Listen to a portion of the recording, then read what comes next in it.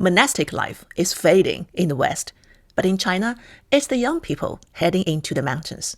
It sounds crazy, right? In a society so obsessed with the hustle and material things, going monastic has become a way for the young generation to hit the reset button on their spirit. One creator recently quit his job and headed to a Taoist temple in southwest China to volunteer, just to feel what that life is actually like. He's 3 months into his stay at the temple. Let's tag along and see what his day-to-day really looks like.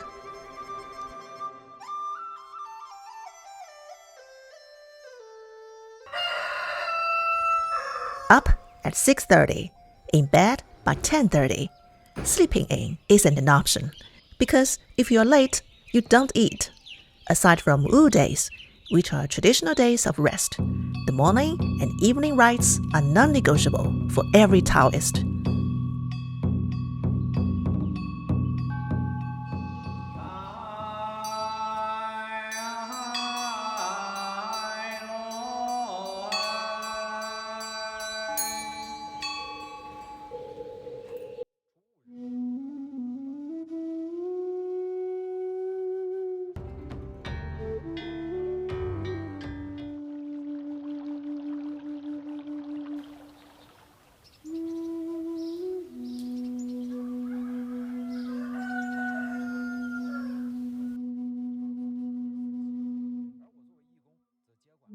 Everyone there has a task.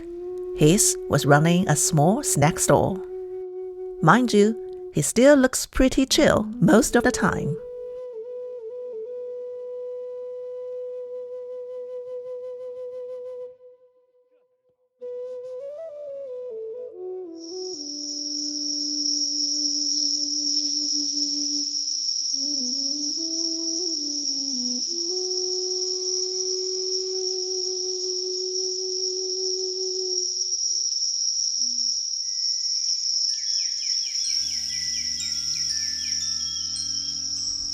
The mountains are always wrapped in moisture and mist.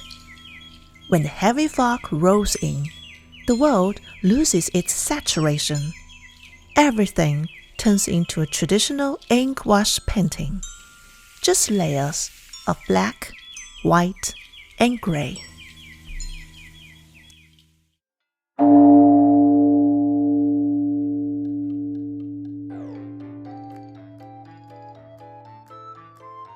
What surprised me was the food.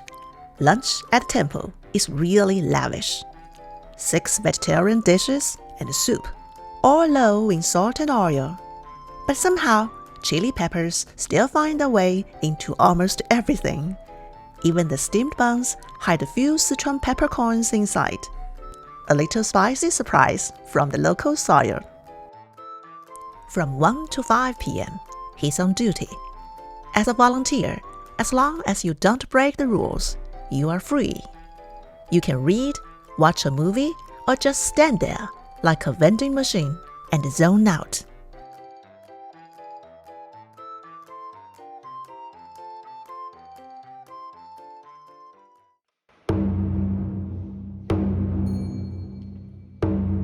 When the evening bell rings, the day quietly fades away.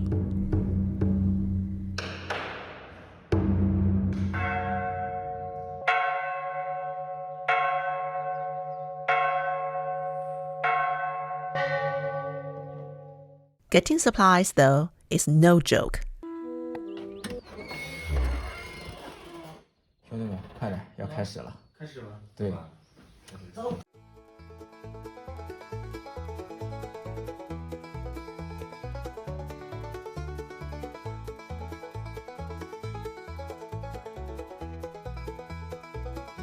There's no road to the temple.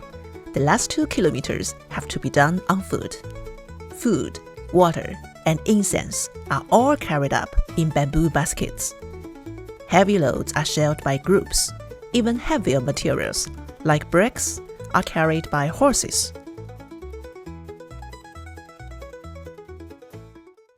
There's even a little stair climbing machine they call the mountain climber. Is it hard labor? Maybe, but somehow they look happy. Volunteering is a low-threshold way to try a different life. You stay for a few weeks to see if the rhythm suits you. In Taoism, this is forming a connection. You sweep courtyard, tend gardens, and cook. Ordaining, however, is strict. You need a clean record, parental consent, and proof you are unmarried. Why the paperwork? In the West, faith is private. In China, it ripples through your family and social duties. Most of the people I see here are young, which makes me wonder about the older priests. We like to imagine monks living in a peaceful bliss, but the reality is complicated. Only a few wealthy temples offer social security. Most remote temples struggle. Healthcare and old age support often depend on personal savings or the kindness of fellow practitioners. Some monks fall ill and simply can't afford treatment. It happens more than people realize. It's just not something that gets talked about.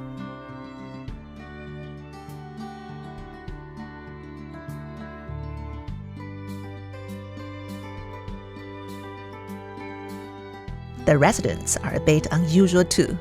A 3-legged cat, a dog named Ah Huang, who naps on the edge of a cliff, squirrels that borrow offerings, a big black dog nicknamed General Black Tiger, and of course the roosters. In Chinese culture, roosters represent yang, the bright, active counterpart to yin. Their dawn cry isn't just a wake-up call. It's believed to blast through the cold, stagnant energy of the night, chasing away the shadows and the negative forces that linger in the dark. The people here feel grounded and surprisingly lovable. They've simply chosen a different lens through which to experience joy, sorrow, and frustration. You might even catch them playing video games in portrait mode when they think nobody's looking. In the West, monks and nuns are often out in the world, running hospitals or schools. But in China, going monastic usually means heading deep into the mountains.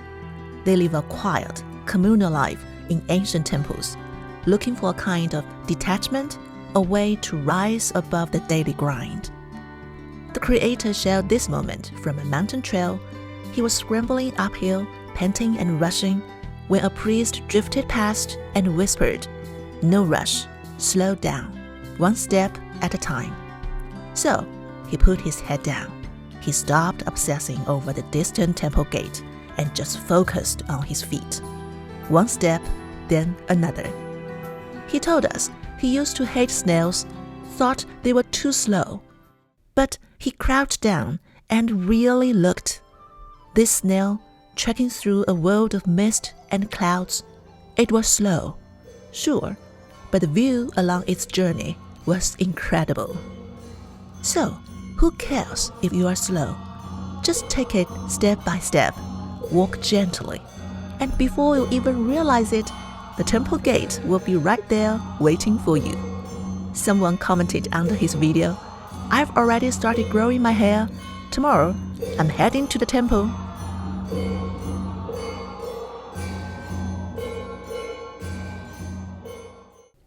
The irony is, these viral videos in China rarely mention religion. Unlike the West, joining a monastery is a lifelong religious commitment. Here, it's about reclaiming control. In a world of high pressure and secularism, people just want to feel human again. All right, thank you for watching. Until next time.